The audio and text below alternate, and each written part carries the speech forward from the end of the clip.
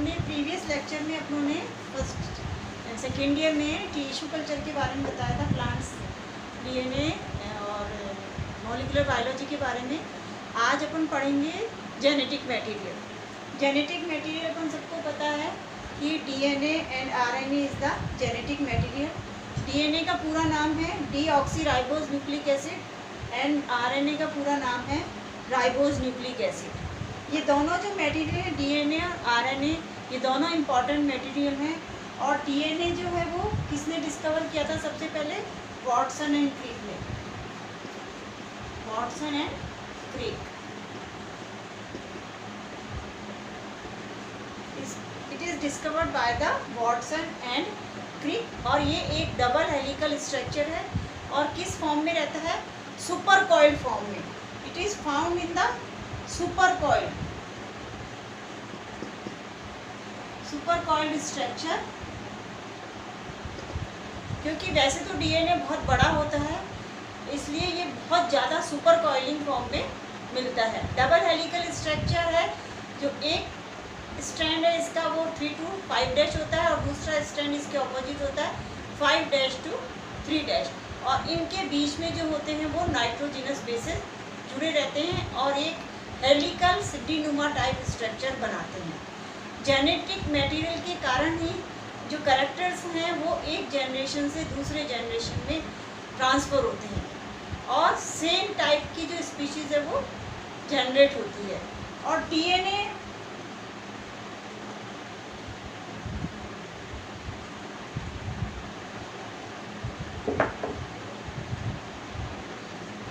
जो है वो हर एक स्पीशीज़ के लिए कांस्टेंट होता है। It is constant in number for a particular species, for a particular species। एक वन पर्टिकुलर स्पीशीज के लिए इसका जो नंबर है वो कांस्टेंट होता है। वैसे तो जो और ये क्रोमोजोम्स के अंदर मिलता है। क्रोमोजोम्स जो हैं वो हमेशा डिप्लॉयड फॉर्म में होते हैं, डिप्लॉयड फॉर्म में भी होते हैं और हैप्लॉयड फॉर्म में। तो एक जो इंडिविजुअल या स्पीशीज़ का जो नंबर है डीएनए का वो एक 1 सेट ऑफ क्रोमोसोम्स के बराबर होता है। 1 सेट मतलब हैप्लॉयड नंबर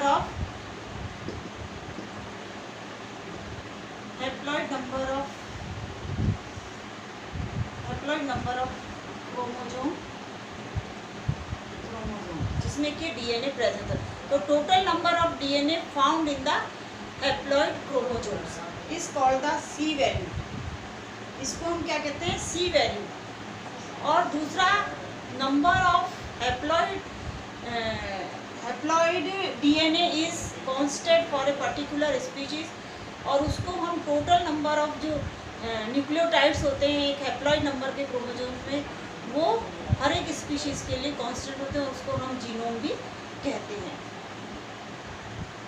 स्ट्रक्चर डीएनए का अगर हम देखें, mainly structure of DNA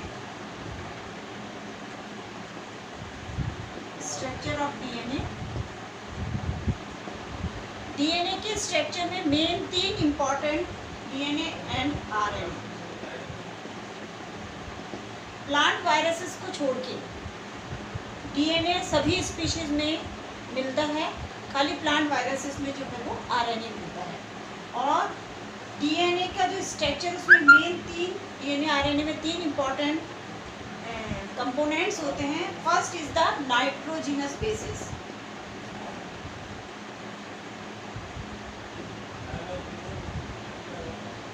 nitrogenous bases are 5 in number. 5 कौन कौन से होते हैं? Adenine,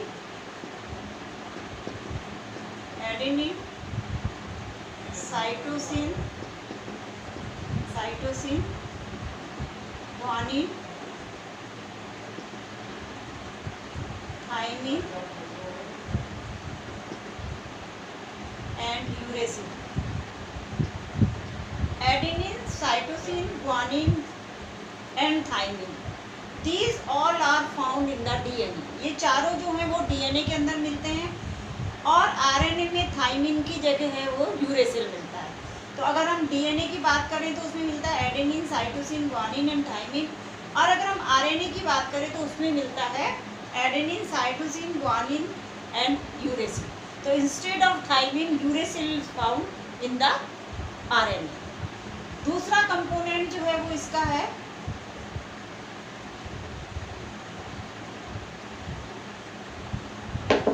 second component is the pentose sugar.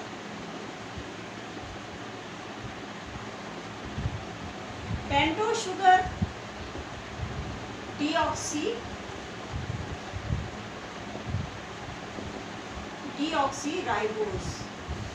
deoxyribose sugar found in the DNA and ribose found in the RNA. Deoxyribose is found in the DNA and ribose is found in the RNA. और third component जो है वो है phosphate group.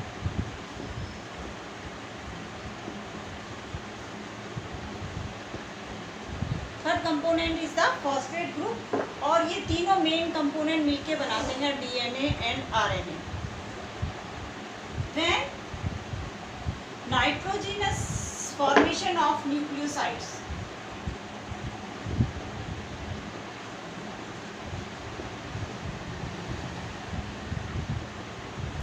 Formation of nucleoside जो है वो कैसे synthesis होता है?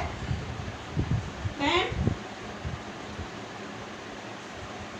Sugar is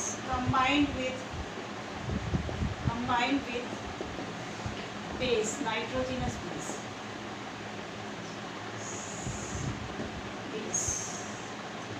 Say for example,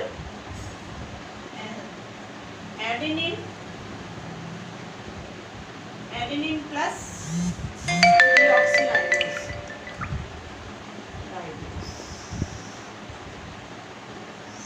is from the adenosine.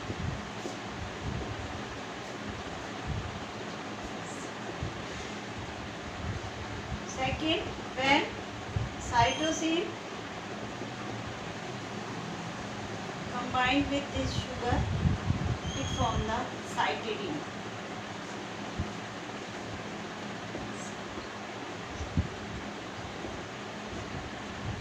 Third, guanine combined with deoxyribose, it forms the guanidine.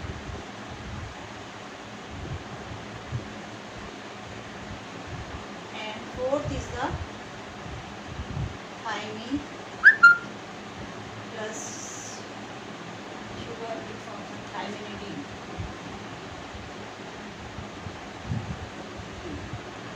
Adenosine, cytidine and guanidine and thymidine. These all are called the nucleoside. And when this nucleoside combined with the phosphate group, it forms the nucleotide. तो nucleoside से nucleotide कैसे बनते हैं? That means A shows the adenosine plus sugar, deoxyribose plus phosphate group.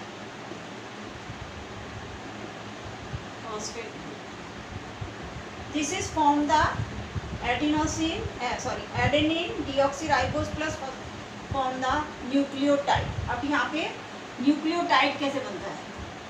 Nucleoside की जगह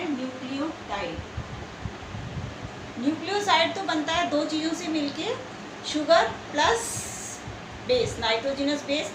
और when sugar nitrogenous base और phosphoric group मिल जाते हैं तो क्या बनता है? न्यूक्लियोटाइड। तो जैसे मान लीजिए A adenine, deoxyribose, phosphoric acid. अगर फॉस्फोरिक एसिड सिंगल है तो ये बनेगा adenosine monophosphate. C plus sugar same plus phosphoric acid same is from the CNP, cytosine monophosphate. इसी तरीके से अगर ये G है plus same sugar plus same, it is from the GNP, guanosine monophosphate, thymine same plus same which forms the TNP thymine monophosphate, अगर इसकी जगह U हो plus same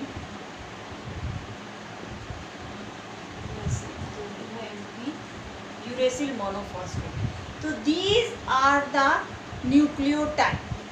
adenosine monophosphate, cytosine monophosphate, guanine monophosphate, thymine monophosphate and uracil monophosphate. These all are the nucleotide. अगर इसमें और जो phosphate group है वो 1 2 3 हो सकता है.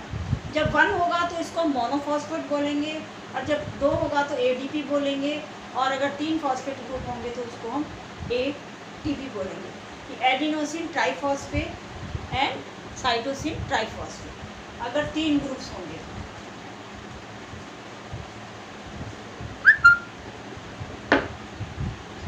If phosphate group is 3 in number, 3 in number, then it is the ATP, CTP, GTP, ETP and UTP. अगर 3 फॉस्फेट ग्रुप जुड़ेंगे तो हम इनको क्या लिखेंगे? ATP, adenosine triphosphate, cytosine triphosphate, guanine triphosphate, thymine triphosphate and uracil triphosphate. और RNA में TTP की जगह क्या होगा? UTP. जनरली जब अपने न्यूक्लियोटाइड फॉर्मेशन होता है तो हमें अधिकतर जो होते हैं वो ट्राइफॉस्फेट फॉर्म में होते हैं न्यूक्लियोटाइड्स. दूसरा, ये जुड़ते कैसे हैं? Nucleotides nitrogenous basis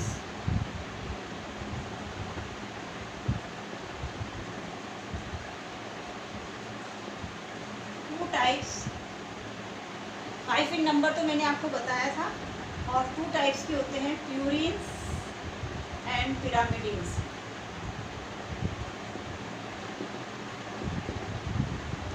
C, A and G. These are the purines, and C, T, P and U. These are the pyrimidines. These are the 2-ring structure and these are the 1-ring structure. Adenine and guanine जो हैं वो क्या कहलाते हैं? Purines. और cytosine, thiamine and यूरेसिल्स ये क्या कहलाते हैं? Pyrimidines. These purines are the 2-ring structure, ये 2-ring स्ट्रक्चर हैं, और ये जो हैं पिरामिडिन्स ये हैं जो 1-ring स्ट्रक्चर हैं. हमेशा प्यूरिन जो है वो किसके साथ कंबाइंड होता है? पिरामिडिन्स के साथ. तो जब A कंबाइंड होता है इसके साथ तो जनरली किस फॉर्म में होता है? 2 हाइड्रोजन में. नाइट्रोजिनस बेसिस जो आपस में जुड़ते हैं प्यूरिन एंड पिरामिडिन्स, वो किसके द्वारा जुड़ते हैं? हाइड्रोजन बॉन्ड के द्वारा.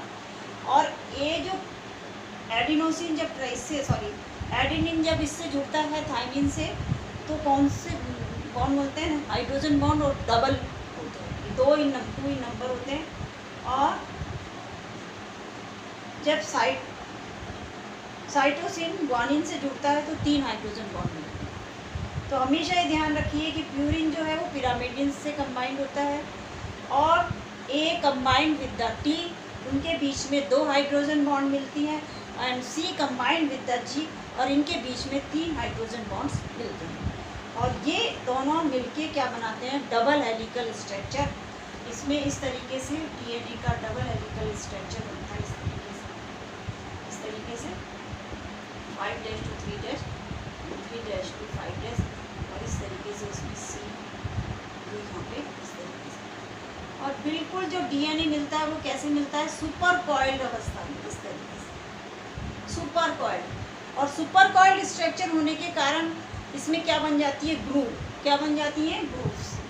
अब इसका नेचर क्या है? DNA का जो नेचर है वो क्या है? बायोलॉजिकल नेचर जो क्या है? Biological nature and role of DNA.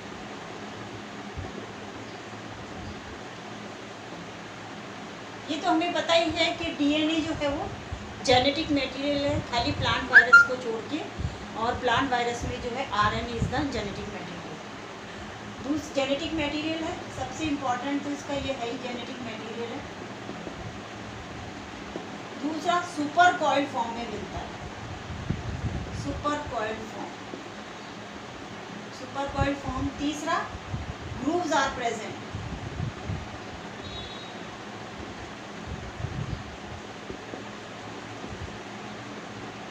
Grooves जो होती है वो क्या है कि वो इतनी सुपर कॉइल्ड अवस्था में रहता है कि इसके बीच में क्या बन जाती है, ग्रूव्स बन जाती हैं।